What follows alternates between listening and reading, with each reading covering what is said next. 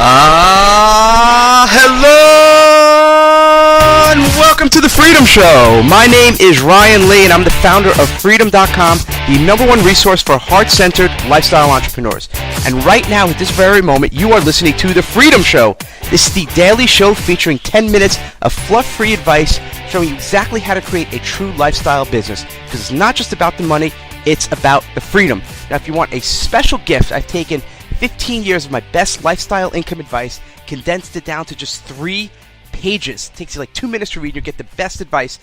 All you have to do is go to freedym.com. That's Freedym.com, or text the word freedom, Freedym, to the number 33444, and it's yours. Okay.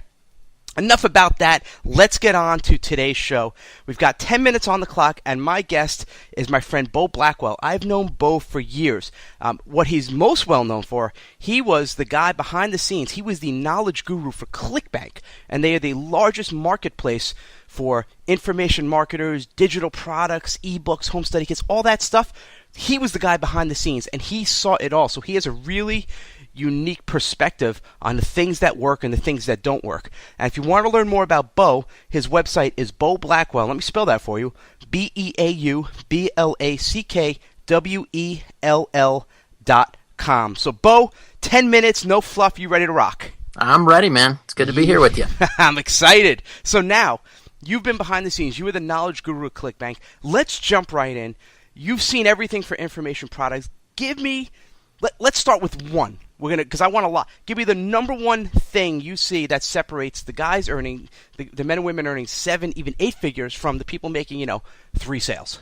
Yeah, for sure. Well, I mean, I think one of the biggest things is that I know I've heard you talk about many times before, but it's thinking in terms of your entire set of product offerings and what we often call the back end of your offer. So that might be, instead of just having a single $17 ebook or $27 ebook or something like that a lot of people do, and for a lot of people that's as far as they get. Mm-hmm. You've got to be thinking, what else can you offer to the audience that is going to supplement and add to their experience so that they want to keep buying things from you, that you can have recurring income or higher dollar, higher ticket kind of items, or even, what could you offer as an affiliate or for referrals where you're going to be able to really just keep adding value and keep, going back and attracting new customers that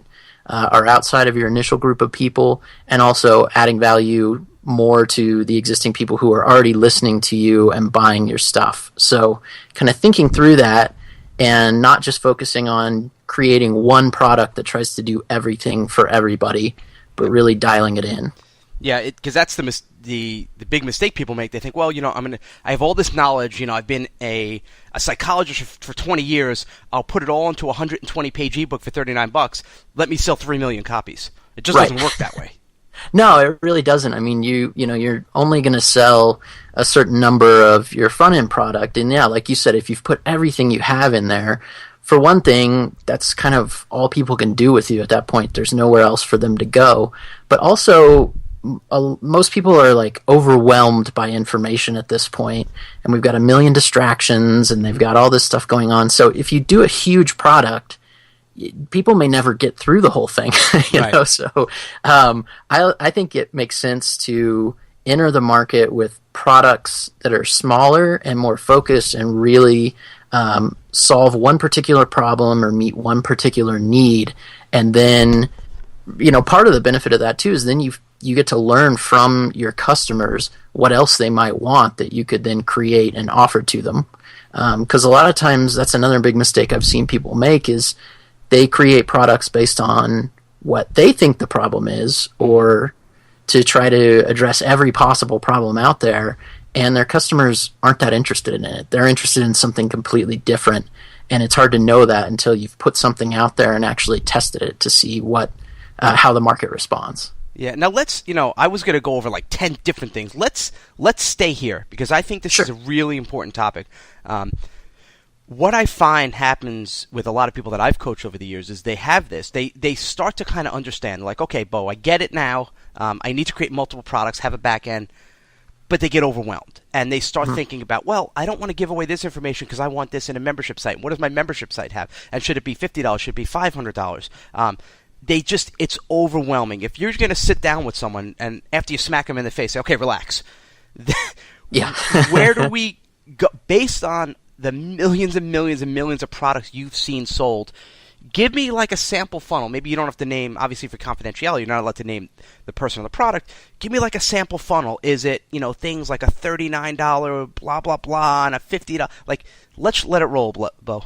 Yeah, sure. I think it depends a lot on the market in terms of, what kind of pricing you can do. And this is kind of an interesting thing that you and I have talked about before, and I know you've mentioned it in some of your training, but the idea of hard topics, which are usually like money-making topics or health topics or that kind of thing, versus soft topics of like how to improve your relationship or how to be a better parent or things like that, where people don't see the monetary return of it, so they might be willing to spend less money on it. So, with that said, I still think, typically you want to lead in with a sort of lower dollar product where it's solving a specific problem or it's teaching one particular topic. Like it might be how to do Facebook ads for a local business or something like that.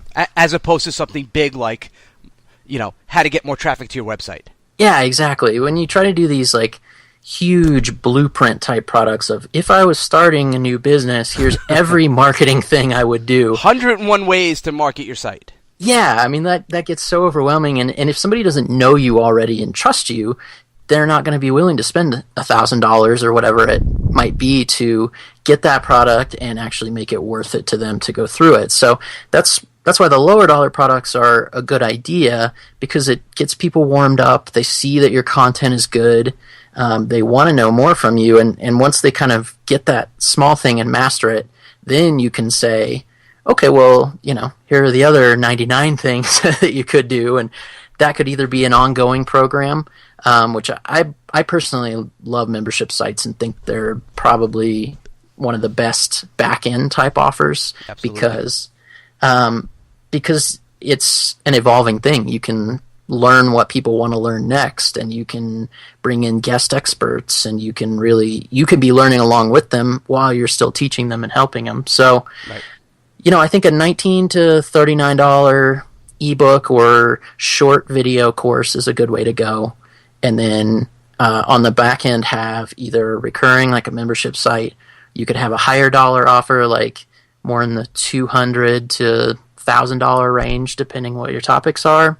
Mm-hmm. Or you can offer coaching and consulting type stuff, which, again, the pricing on that depends a lot on whether you're teaching people in a group or teaching people one-on-one, and how much of access to you they're getting and time they're getting and that sort of thing. But those are the models that seem to work. And then you can always market stuff to your customer list as an affiliate through email, or market your own products.